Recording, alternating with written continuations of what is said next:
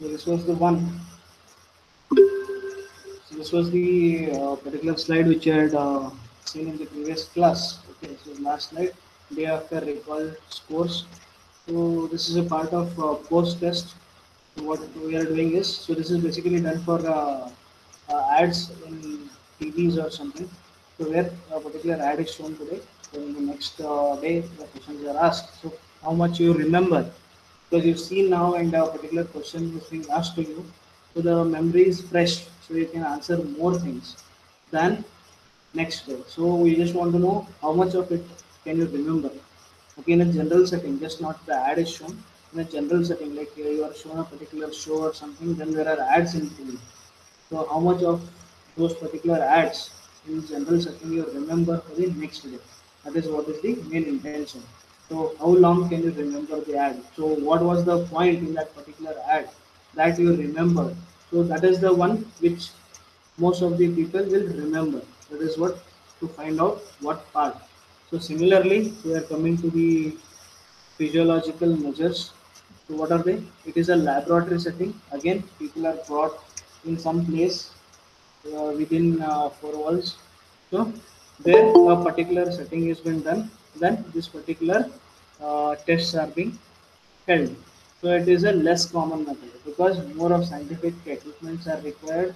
Plus it is more costly. Okay, so those who can afford can do it, but usually these are not employed. Okay, but still these are there. They used to apply, and very few people still apply them. Then these measures indicate the receiver's involuntary response to the ad. Involuntary in the sense, I would like to brief on this voluntary and involuntary. So we are having muscles and we are having organs which work voluntary as well as involuntary. So voluntary are those, okay, associated with voluntary measures. Okay, before that, okay, we are talking about involuntary.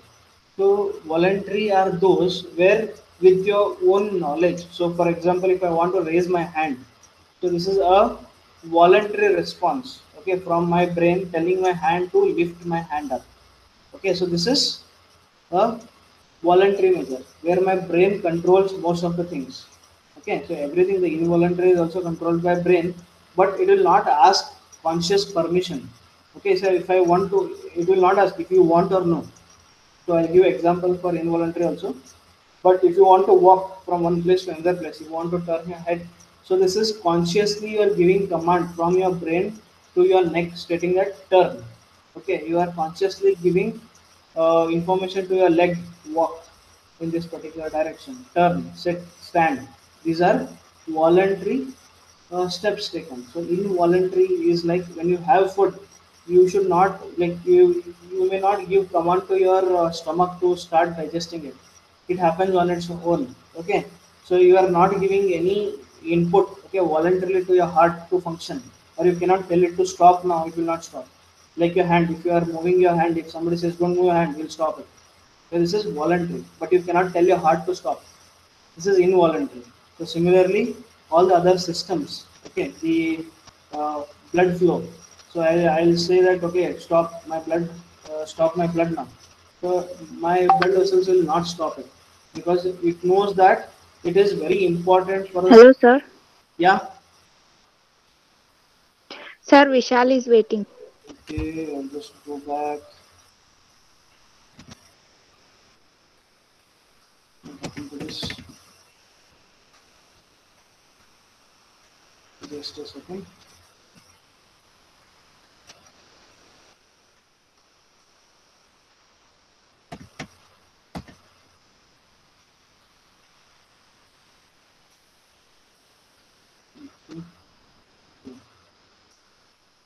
Vishal, ask Vishal to join now because once the recording starts, so I have to go back and allow them in. Otherwise, we have devised something where if it is not recorded, you are directly getting in. So Minas, ask or message Vishal to join now. Yes, sir.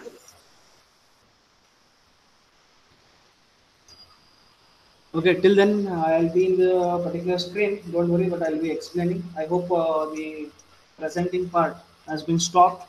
Okay, so I'll switch it on again. Okay, I hope Vishal is in. Vishal, are you there? Okay, let us see. So I was talking about voluntary and involuntary. So your brain knows, okay, which things to be given in your control and which should not be given to you. So if I ask you to walk, you will start walking. Okay, if I tell you stop, you will stop. Okay, uh, you start eating. Okay, you start chewing. Okay, you start chewing. Then if I say stop, you can stop it. But the involuntary response you cannot control. Okay, that's what we are calling them as involuntary. So by your choice you cannot do anything. So the system is ready already. So as and when a particular input goes, it will start the process and you cannot stop the process in between. Like as and when you eat your food, it goes into your stomach and the process starts. Okay, what is the process of digestion? So many things are there. So many things, different parts have to secrete different juices so that your food can be broken down. Okay, so you cannot tell your liver to stop doing that. Okay, most of things will come from liver. You cannot tell your liver to stop secreting those. So if the body is not able to secrete those things, your sugar level will go up. So you need to basically take insulin from outside. So in the initial stage, it will be in the form of tablets or something. So later on, what happens? You need to, like, your sugar level goes on very high. So there is a particular thing that is secreted by liver. Okay, so insulin is part of it. So if it is not able to uh, deliver insulin wherever is required, or it is not able to produce insulin, so what happens? Your sugar level increases. So that is what is sugar. So your particular part in that particular liver, which is basically responsible for secreting insulin, is not working properly. So what they do in the initial stages, they'll give you tablets, but later on, your friends might be there or some relatives might be there who might be taking syringes, insulin in syringes, and they would be like injecting near their stomach. Okay, that's how you need to inject insulin. So most of you might be knowing. Okay, those who friends or some relatives who are having this particular issue of high sugar and all. Okay, so this is involuntary and voluntary. Just for your reference, I'm telling you all these things. Now I'll just go back to sharing. Then the PowerPoint. I hope you can see the presentation now. Yes, sir. Yeah, great. So this is what is voluntary and involuntary things. Then physiological measures used to test both print and broadcast ads include. So here both we are doing broadcast ad as well as print. So I just skipped, I think, one of the points. It theoretically eliminates biases associated with voluntary response. If I ask you certain thing, okay, so whether it was good or bad, so if it is done by your relative or your boss has been done this particular ad and all, so many times the subordinates will hesitate to tell most of the things, even if he feels it is not right. He'll say, yes, sir, it is good. Okay, if some improvement is required, even if he knows that particular improvement is required, he will refrain from telling that particular improvement, as it is his boss or it is his person who is very near or dear to him. He doesn't want to tell all those things. But those are voluntary responses. But what we are doing here is we are measuring the involuntary responses. Okay. So involuntary in the sense, suddenly when you see something, how your brain works. So where your eyes are seeing. Okay. So there are so many things like how your skin works. Okay. So those are things are there. So these particular measures include pupil dilation. Pupil in the sense the center part of your eye. So which the basic light enters. That is your pupil. So if you might have seen the dogs and cats. Okay, the pupil dilation happens to a very large extent. So at some time the eye of a particular cat or a dog is like the black part in between has become very big. Okay, at sometimes you might see it has become very small. It is like a dot, and the next time it is like a big patch. So you can observe the eyes of cats and dogs. So similar thing happens to our eyes, the pupil of our eyes, but not to that extent. You cannot make out. okay, because everything is black, but the pupil area is the center part. So if you observe very carefully in someone's eye, you can see that small circle there. Just a second. You can see that small circle, which is called as the pupil. Okay, this again it increases in size and decreases in size. So this particular thing is measured. Okay, so we'll go over the pupil dilation. So what is this? Here the advertisers measure using pupilometers. Okay, so the device that measures this is called as pupilometer. The dilation and contraction, that means the increasing of that particular area or decreasing of that particular pupil area, okay, of the pupils of the eye in response to stimuli. This is suddenly something is shown, there is a kind of reaction. This happens because of a reaction to something. Okay, when something is shown, so what is happening to your pupil, whether it is dilating, it is becoming big, or it is constricting, it is becoming small. Okay, so if it is becoming big, if it is becoming small, so there is something related to it. So for certain thing it becomes, okay, that they already know. So at what part it is becoming big or what part it is becoming smaller is being basically measured here in pupilometer. So dilation is associated with action, constriction involves the body's conservation of energy. So if you see something in action very fast, so your dilation becomes big. It is, your eyes are something like a camera.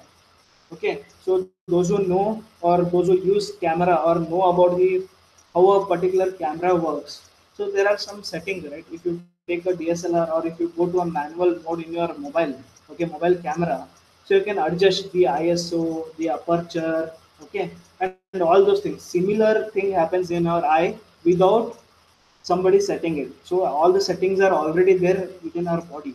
Okay, if some things come in front, so it takes measure. So what we call it as auto mode in our camera. Auto in the sense, according to the light, according to the ambience, according to the picture, how big it is, the camera takes a decision. Similarly, our body is kind of a camera which is already having all the information to take. It's already at a auto mode. Okay, so as and when something comes, whether it has to be, the ISO has to be less or more, or the aperture has to be more or less, okay, it already takes that particular decision. Okay, in terms of camera, I'm just giving you an example of the eye. So what happens, dilation is associated with action. Dilation in the sense, it becomes big, your pupil becomes big, it opens up. So when something moves very fast in front of our eye, so we want to capture it. What happens, suddenly the eye, the aperture becomes big, so that I can get more input in the that particular time. Okay, so constriction involves the body conservation of energy. So it is becoming small and it is trying to conserve the energy. Dilation. So if this happens when we are seeing some action scene or some horror movies. So your body, so you might have seen, right? So if in some like ads also and all, they show you. So some people are watching some horror movies or so. So will they be normal, sitting normal? No, they are trying to conserve the energy. Why? Because they are getting afraid. That is how your body mechanism is working. So you try to constrict yourself, in the sense you try to become smaller and smaller. Your eyes, not eyes, your hands and legs come very near. You try to bundle yourself. Okay, that's how it works. So you are trying to conserve your energy to the stimulus that you are getting. Stimulus in the sense, what is being shown in this case, that is the stimulus. For that, whether your eyes are becoming, the pupil are becoming big or small, okay, that is what is there here. So it is used to evaluate the product and package designs as well as to test ads. So some things are shown to you. If you like it, a particular people has a particular movement. Okay, if you don't like it, it does a different movement. So that is being recorded. Okay, pupil dilation suggests a stronger interest. Okay, that means if the people are becoming big, that means it shows that you are interested in whatever you are seeing. Okay, or you are having preference towards it. And an ad or implies arousal or attention getting capabilities. That means you are basically getting aroused, or you are focusing your energy or attention towards that particular part. If your pupil is dilating, that means it is becoming bigger. Then the use of pupilometers have has won over the past decade due to high costs and some methodological problems. In the sense, how they do, they'll focus a particular beam of ray or a particular light directly on your eye, okay, to check whether dilation or construction of pupil happens.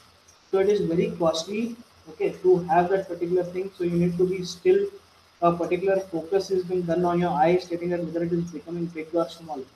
I think in some advertisement of Discovery or some National Geographic, particular dilation of eye is being shown. I just remember.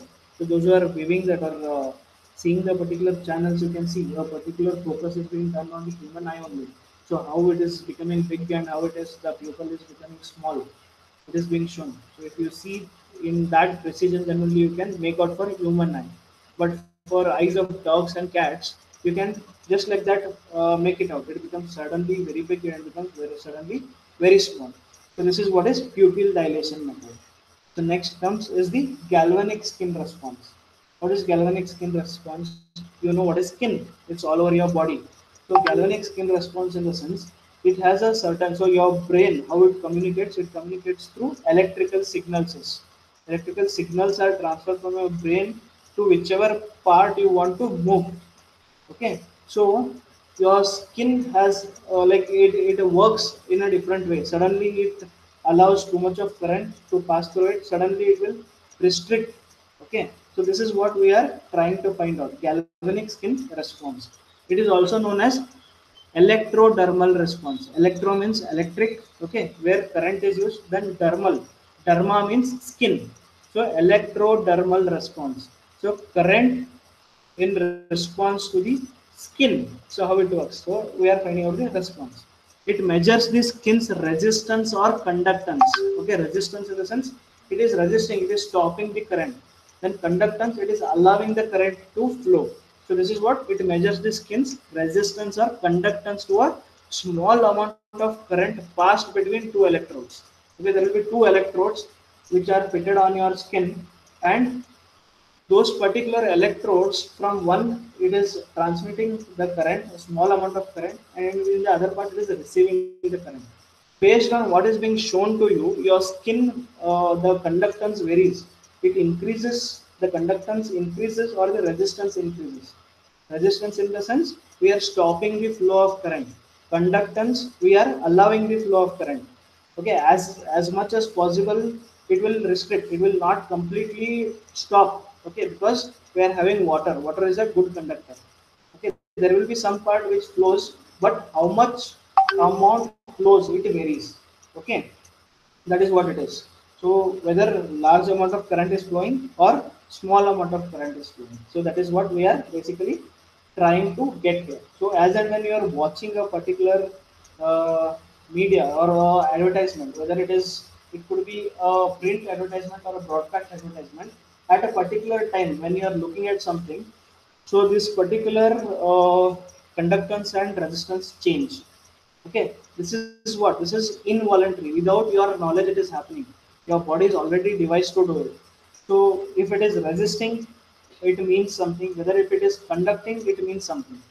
Okay, response to a stimulus activates sweat glands. Okay, so how it works?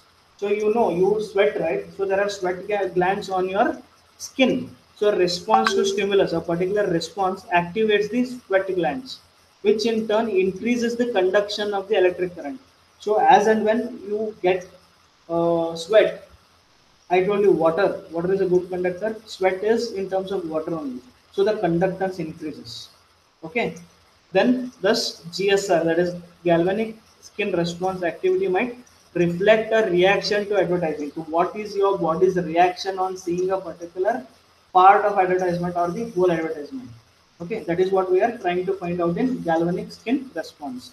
So it is not commonly used now because too much of things are required. Okay, so the device is required, then only a certain part of current has to be followed. The respondents need to be ready to for this particular, to volunteer for this particular kind of test and all. So it is very important here. Okay, so the volunteer should be ready, plus so much of costly equipment is required for this particular uh, test to work, galvanic skin response. Next is eye tracking. What is eye tracking? So here viewers are asked to view an ad while a sensor aims a beam of infrared light at the eye. Okay, just a second. There is a sensor which aims an infrared beam exactly at your eye. Okay, like what was captured, like the pupil dilation. Here dilation is not seen, but here eye is being tracked. So when a particular thing is shown to you, so which side your eye moves. Okay, so if you are watching a movie or a tennis match, for example, so you can see in a TV, your eyes move like with respect to ball, where the ball is moving. So your eye moves over there, your eyeball moves. That is what is being sensed over here and checked in a certain advertisement. What part is being seen by your eye, or where are you focusing basically? Okay, the beam allows the movement of the eye and shows the exact spot on which the viewer is focusing. Okay, you might have seen, like you are looking at your screen at present. Okay, if you are looking at your phone, you are looking at your screen, but at what part are you looking? Whether you are looking towards the camera, whether you are looking towards the button. Okay, at the end you are looking on top, you are looking at the bottom, you are looking at the center. This response of this movement of your eyeball is being recorded in this particular eye tracking method. Okay, the continuous reading of response demonstrate which elements of the ad are attracting attention. So out of all the elements in the ad, which part are you looking at? Okay, whether are you looking at the product which is being shown, or if there is a girl who is holding that particular product, are you looking at that particular girl? Okay, or there is a particular car at the background, so are you looking at the car? Okay, just as an example, I am giving you all these things. So we are trying to find out what part of that particular advertisement is attracting you. Okay, so this is what we are trying to find out. The continuous reading of response demonstrates which elements of the ad are attracting attention and how long the viewer was focused on them. So just not where you are saying, but for how long are you looking at that particular thing, okay, on the screen. So that is what we are tracking here, and the sequence in which they are being viewed. So even the sequence, so in a particular ad, it could be or a particular frame. So are you moving your eyeball at different places? You are looking at only one thing, or you are moving your eyeball and seeing different things in that particular picture, or in that particular ad, or in that particular frame? Okay, even that is being tracked. It is very commonly employed methodology. So many of in many places this particular thing is employed. Then it can identify the strengths and weaknesses of an ad. So example, colors or illustrations may attract attention and create viewer interest in the ad. So which part, which illustrations, or which figure, or which part at a particular point of time. Okay, whether it could be the type of writing, whether it is a particular object that is being shown, whether a particular clip, a particular person doing something. Okay, so what kind of uh, thing that you are watching or looking at is being basically checked in this eye tracking. Then it is also used to measure the effectiveness of websites and online ads and emails. Just not the ads, even we can check the effectiveness of websites. So a web page is created. As you open something in internet, a particular page opens. So as soon as a particular page opens, what a particular person looking at it will look first, or at what part he is looking. Okay, so the important parts of that particular website or web page can be put over there. Okay, and what is the reason? Whether it is the color, whether it is the texture of that particular ad or the website or the web page. Okay, or whether it is the image that is being shown over there. Okay, so these things are being measured for websites, online ads, and even emails. So even you can see emails, there are photos and all. So with doing all these things, it is being put over there. So just like that, it's not being done. Like for major companies where they are spending a lot on advertisements, they go through all these things. Okay, so where what should be kept, okay, what button has to be kept where, like after what is the the ease of using your particular website. So sometimes you might have seen, okay, like while filling some of the forms, it is very difficult. So to find, they'll tell, okay, go here, do this, upload this here. It should be at this particular size. The orientation, the height and width should be so much. Okay, it should not be more than this particular size. So all these things are there. So you try to find it, right? Try to find the solution for some problem that you have occurred or the place where you have get stuck. So ease of using the websites are also done in this particular way. So you want to find something in a particular website. So how easy was it or how difficult was it for you to go and check that particular product or that particular item in that particular website? Okay, so these all are being done in eye tracking. Then comes brainwave. Okay, something called as electroencephalogram. Okay, this is EEG. You might have heard of ECG. Electro, what is that? ECG is with respect to your heart. ECG is been drawn. Okay, it is called as electrocardiogram. ECG. Okay, where the heartbeats are monitored. Okay, ECG, electrocardiogram. Here, brain waves are done. It is called as electroencephalogram. Okay, encephalo in the sense it is brain. Gram is a device which is measuring that waves of brain. Electric waves of a brain is being like measured in a particular device. So that is electroencephalograph or electroencephalogram. So this is given in the terms of graph. Even if you see ECG, it will be in a graph sheet or it will be up and down lines will be there like a wave basically. Okay, so there will be some standard waves already which will be there with them. So if you are excited by seeing something, okay, like a fighting scene, okay, or a scene that you are very much interested in. So like people who like romantic movies.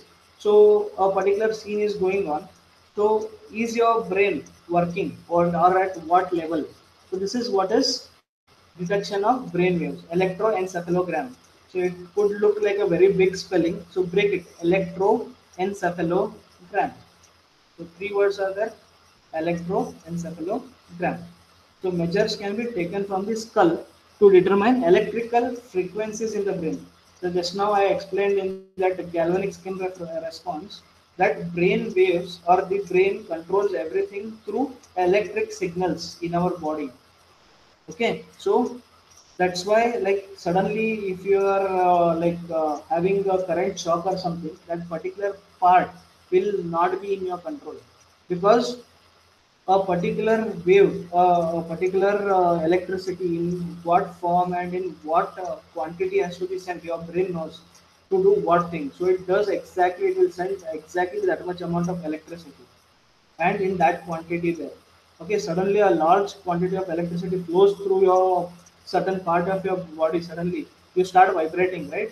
Because you are not able to control it. Plus, after coming out of that particular shock, so your part of that particular body feels numb. Why? Because large amount of electricity has flown, and your that part of the body will not be knowing what to do with that. Okay, what information was sent by my brain.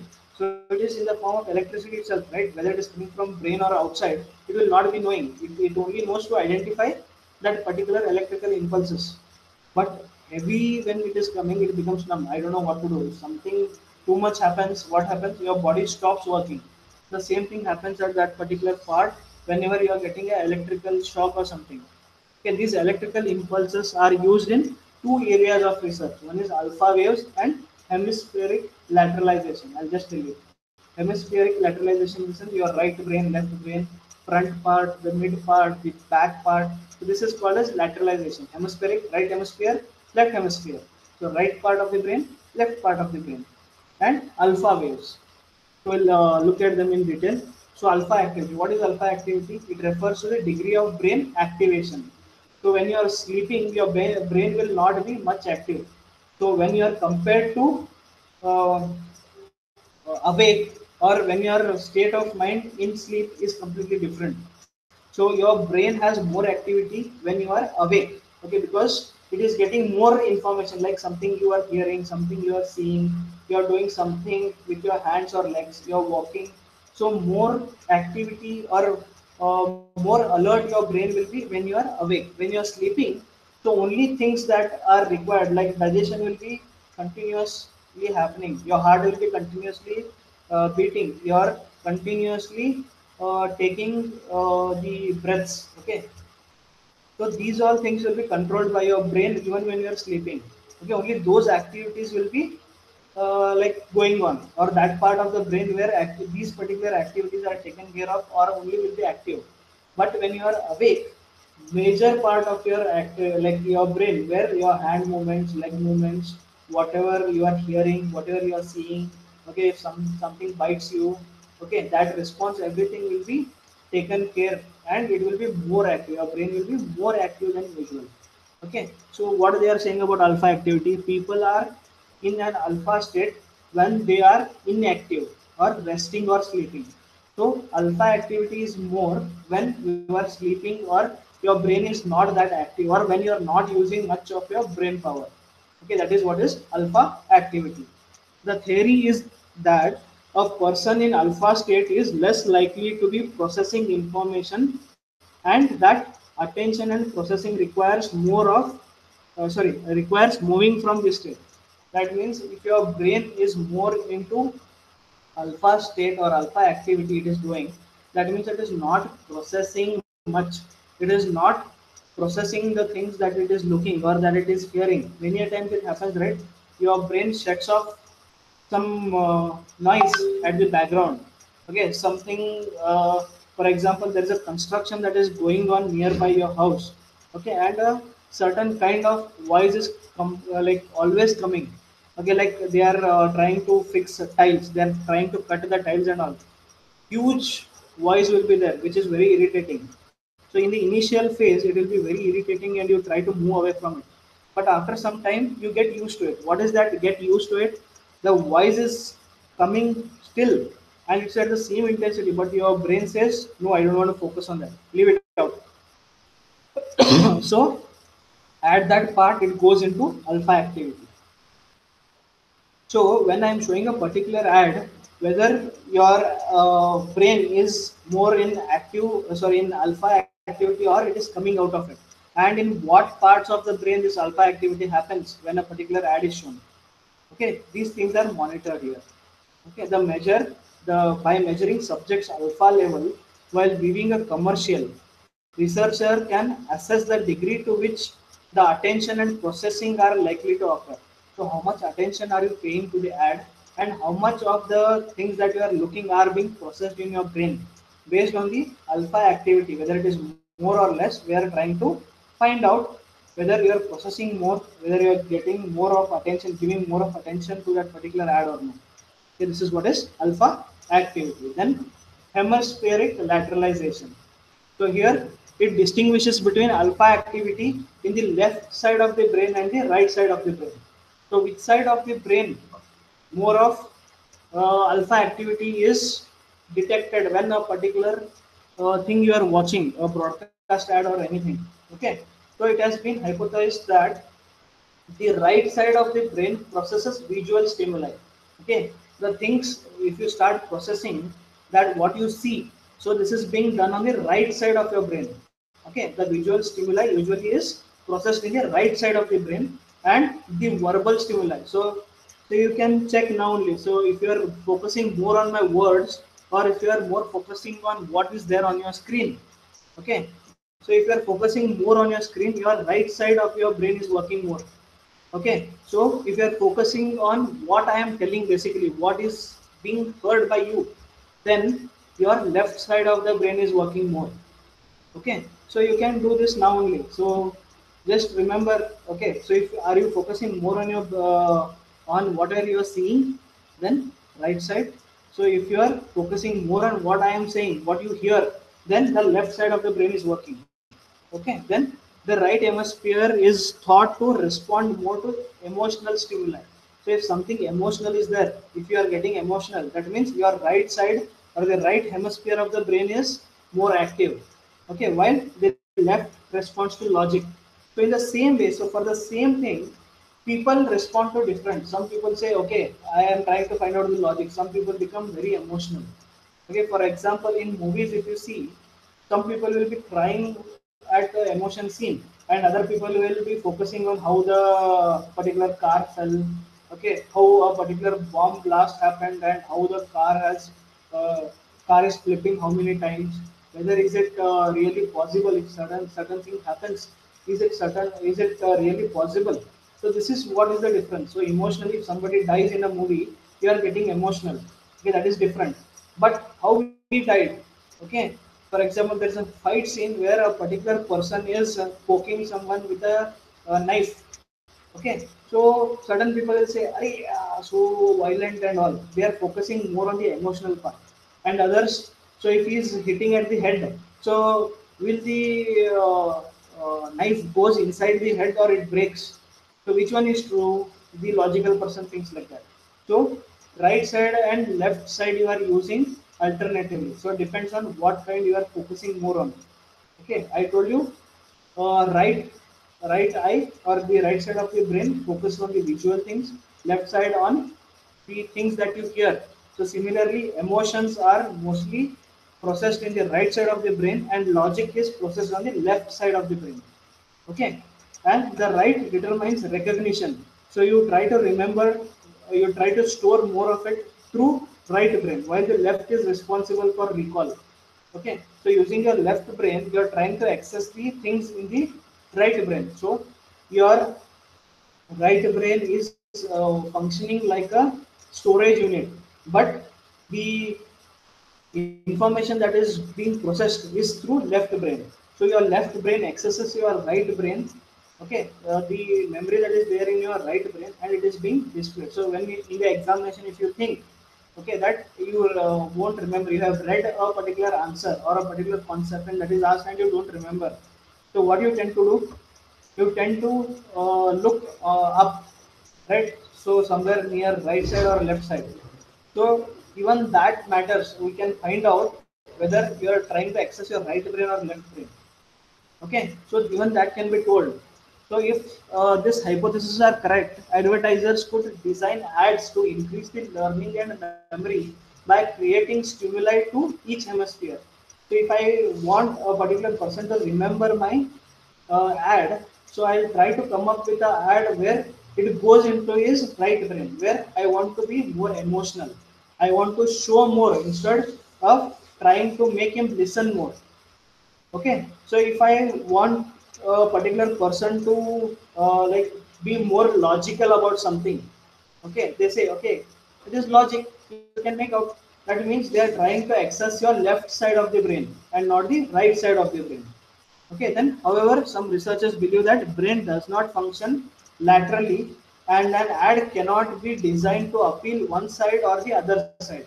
Okay, so some people say that I cannot focus on right side only or on the left side, so I cannot do that. Okay, so it depends on person to person. I just gave an example, like a particular scene is going where a person is stabbing someone with a particular knife. So as a normal person, if you are emotional, you'll look into that person is dying. Okay, but if you are logical, if you are logically thinking, you are looking at the angle at which the knife is there, whether you look at the knife and say whether it is sharp enough to go inside or no, or the particular knife breaks at a certain area of the body where if they are trying to poke. So this is the logical part. Okay, just a second, students, welcome.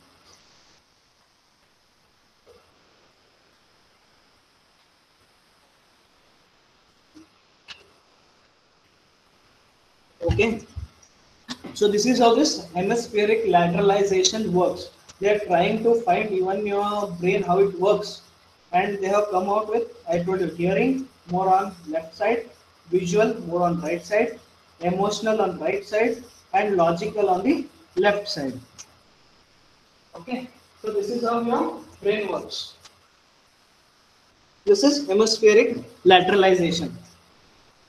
Then moving to post tests. So till now what we have seen is pre-test. Okay, so to find out which part of the brain or how your skin responds, where your eyes are looking at, and whether the pupils are dilating or contracting. So all these things are done in the pre-testing. Okay, again, this pre-test and post-test is a important question where it could be asked for 10 marks. So explain pre-test and post-test, when pre-test is used, when post-test is used, which are pre-test and which are post-tests. Okay, post-test of print ads. Following are the types of print post-tests available, like the inquiry test, recognition test, and recall test. So going to the next one, that is inquiry test. What it is designed to measure advertising effectiveness on the basis of inquiries generated from ads appearing in various print media. Okay, like not only print, in many of the places, if you see an advertisement, you can see at the bottom they will be giving you some contact information, whether it is the email ID, the phone number, or press here to know more, something like this. So they are trying to find out, inquiry test that says how effective is my ad, so how many people are doing the instruction that is being given by me. Okay, call at this particular number, how many people are calling you after seeing that particular ad. Okay, so that is being tested here. Then it is also referred to as bingo cards. The one more name for this particular inquiry test is bingo cards.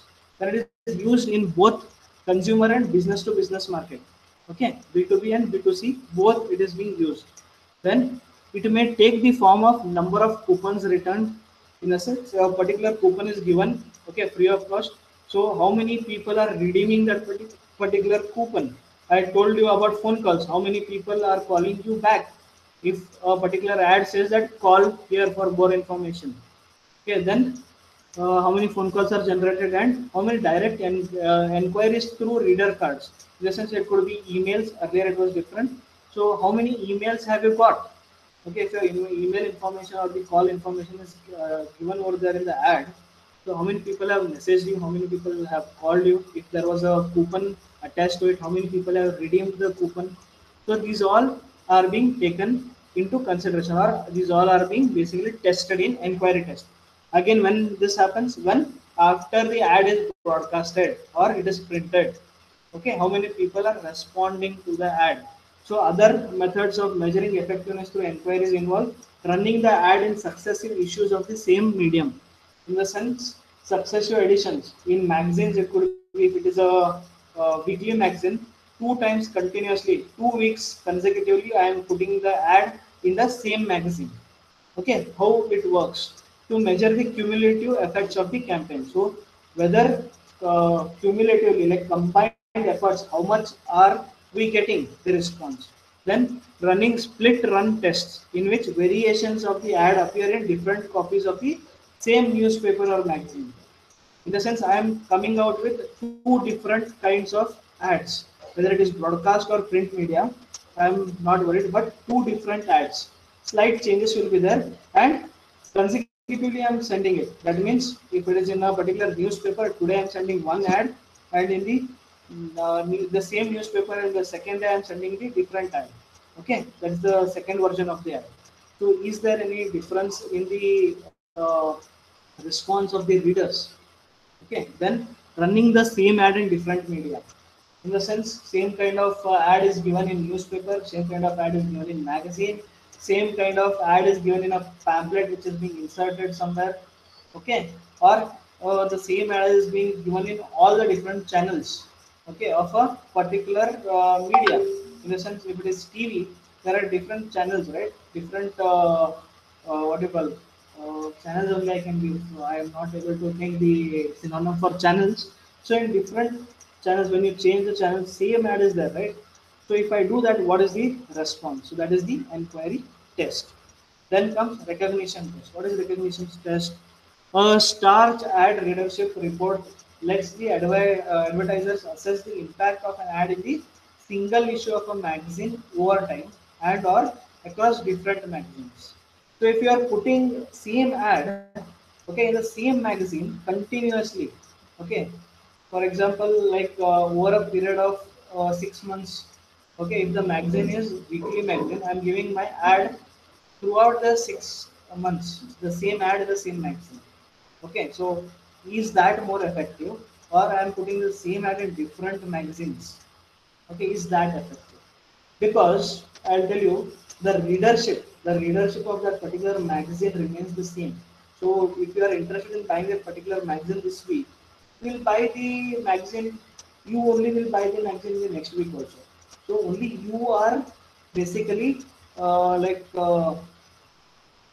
seeing the ad again and again. Okay, the frequency increases here.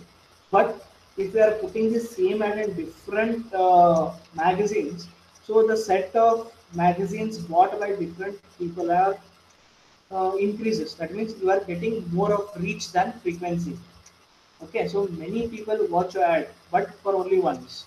So because you are putting the same ad in different magazines and not the same ad in same magazine for multiple number of times. So Stark measures over 25,000 ads in more than 400 issues.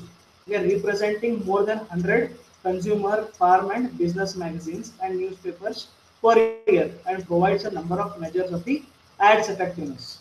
Okay, based on, see, it is doing like it is monitoring 25,000 ads in more than 400 issues, representing more than 100 consumer, farm, and business magazines. So we have seen different kinds of magazines, more than 100 kinds of consumer, farm, and business magazines, and how effective they are. They, in the sense, the ads are in all these particular different mediums. Okay, so this is what is recognition test. Then recall test, they attempt to measure recall of specific ads. So as and when you have already exposed to that particular ad, they'll ask you, some person will come and ask you, so do you remember this particular ad, what was given? So what do you understand by seeing that particular ad?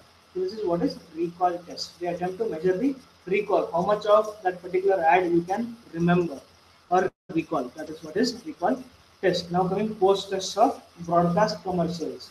So most of them we have we have already dealt with. While I was talking to you about what is post test, for examples I have already given.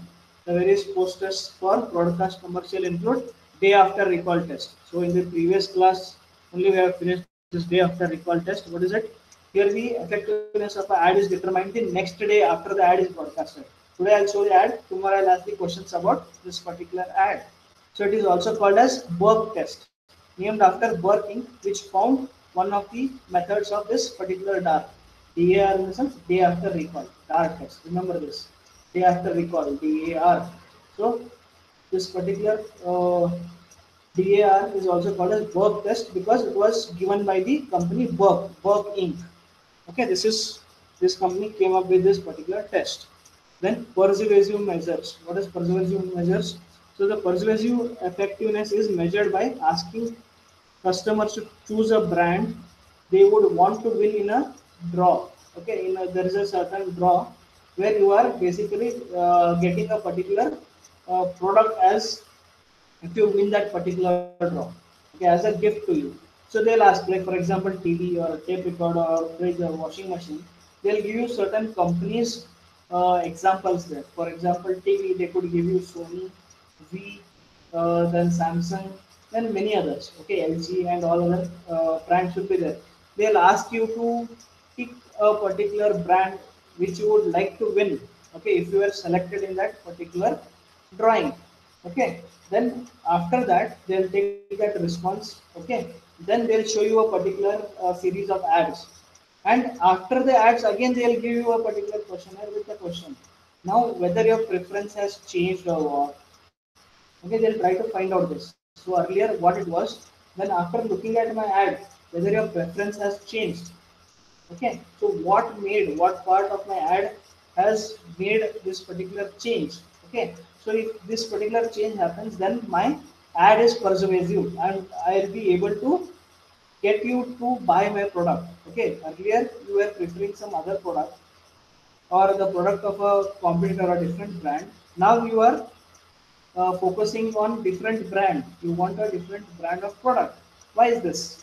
Because there was an impact on you on seeing that particular ad. So in theater setting, this is accomplished by announcing a series of price drawings with viewers indicating which of the brands they would choose. So whatever is written, I just explained everything to you. So earlier, a particular page is given to you. If you win, what you want to win of what category. Okay, then a particular ad is shown. Then the same page is given to you again. Then if the same preference is there, okay, the ad was not persuasive. If you change the brand, okay, then it was persuasive. That means the ad is basically making your decisions change. It was that good. Okay, so we need to have more of persuasive ads. Then diagnostics. What is this? These measures are designed to garner viewers evaluation of ads, as well as how clearly the creative idea was understood and how well the proposition is communicated. So this we have already discussed. Like I want to tell something about my product or my company or my brand to the viewers in a certain way. So he is the person who is looking at my ad on the other end can interpret that ad in the same way or in the same. If I want to give a particular information to him or a particular thing has to be told to him about a particular brand or a particular product, is the person able to get it in the same way that I want to tell him, or is he interpreting in a whole new different way? Many ads have this particular problem. They want to communicate one thing, but the person at the other end takes it or interprets in a completely different way. So this is what is diagnostic. So rational and emotional reactions to the ads are also examined. So if you want to have an emotional experience, but the person is laughing at the ad on the other end, he is not feeling emotional, he is laughing. So your purpose of him making him emotional is completely changed, or you were wanting him to feel a certain kind of emotion, okay, pity or empathy or something, but it has become a comedy over there. So person is laughing at whatever you have done. So the purpose of your ad is not serving you properly. So you need to make necessary changes. Then comes comprehensive measures. It measures all the things that are measured by day after recall, persuasive and diagnostic methods. This is comprehension methods in the sense it is combination of all the above three. Okay, day after recall is also done. Then whether it is persuasive also it is done, and even it is looked at whether the person at the other end is also having the same feeling that I want to make that particular person feel. Okay, all the three combined we are getting comprehensive measures. Then comes test marketing. This also we have touched upon. This is about measuring the ad effectiveness in test market before going national. So we are like airing this particular ad in a small region and trying to get out the response of that particular ad. Okay, whether the people are focusing on it, they are remembering it, recall is good or no, so or the colors in that particular ad are okay or no. So all these things are first checked on by having this particular ad run in a small region or a small place. Then if everything is okay, it is being transmitted throughout the nation or it goes to the national channels also. Okay, the market chosen is a representative of the target market. Like if you are looking at a particular section of the market, like you are catering the uh, age group above 60 years. Okay, like there are some components like which are designed for only people above 60 years of age. Okay, there are certain things which are focusing only on the students. Okay, there are certain things which are focused on employed people. There are certain things focused on the employers, in the sense people who are providing employment. So you need to check towards what area of the market you are basically focusing in. Okay, or what is your target market basically. The ad runs is in finished form and is in the media where they might normally appear, and effectiveness is measured after the ads are run. Okay, so it is not a test in the sense it is not a half made one, or it is about to complete. This ad what they run is it's already complete. Okay, and it is focused on the areas of your choice. Okay, then response is taken, necessary changes are made if required, then it is aired throughout the nation or country. So this is test marketing. Then comes single source tracking studies. What is this? This method tracks the behavior of consumers from television set to the supermarket checkout counter. In the sense, if I show a particular ad today about a particular product, and you are going after some days you are going to buy a similar product, for example tea powder. So I'll take tea powder because many a time we go to buy tea powder. After certain certain period of time. Okay, you see a particular ad in TV about a particular tea powder. You go to buy tea powder in a particular mall or in a shop.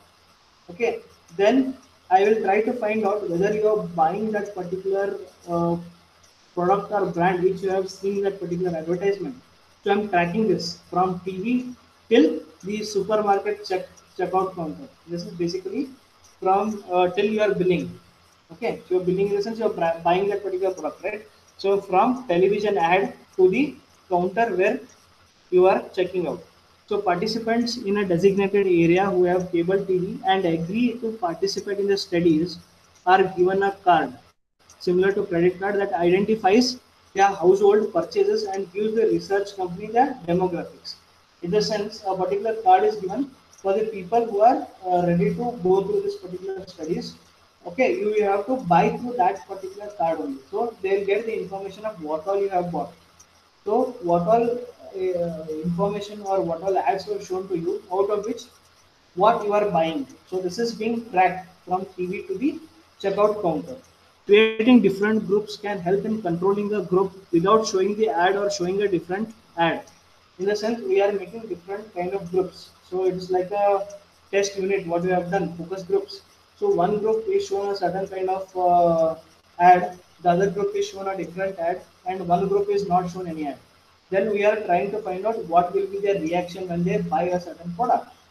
So whether they have been influenced or whether they are already buying my product before any ad is being shown, or they were buying a different product once, and when we change a particular ad, then are they going and buying my product? Okay, these all things are being done when different groups are there. You can experiment on these particular groups. Then it measures directly the ad's effectiveness on sales. So this method directly tells you whether the sales are happening because of the that particular ad or not. So this is single source tracking studies. Then tracking ads. It is about tracking the ads at regular intervals. We are not tracking the consumers here, we are tracking the ads. Okay. It has been used to measure the effects of ads on awareness, recall, interest, and attitude towards the ad and also purchase intentions. So if a particular person thinks of a particular brand in a certain way, after looking at your ad, whether that perspective of his will change or not. If he is not ready to buy your product, like before seeing your ad, after seeing your ad, whether he is willing to buy that particular product of that particular brand or not. So this is being tracked about the ads, whether it was effective to do that particular thing or not. Then it helps in accessing the current programs and planning for the future. So do I have to continue with a similar kind of advertisements, or should I have to change my advertisements based on the inputs that I've got by tracking the ads? Okay, this is what we are looking at is the post test. Remember. So this was the last thing. Okay, so we have completed module number 5. Okay, so we'll start with the module number 6 in the next coming classes. So we will stop for today. Okay, so take care students, we'll meet you in the next class.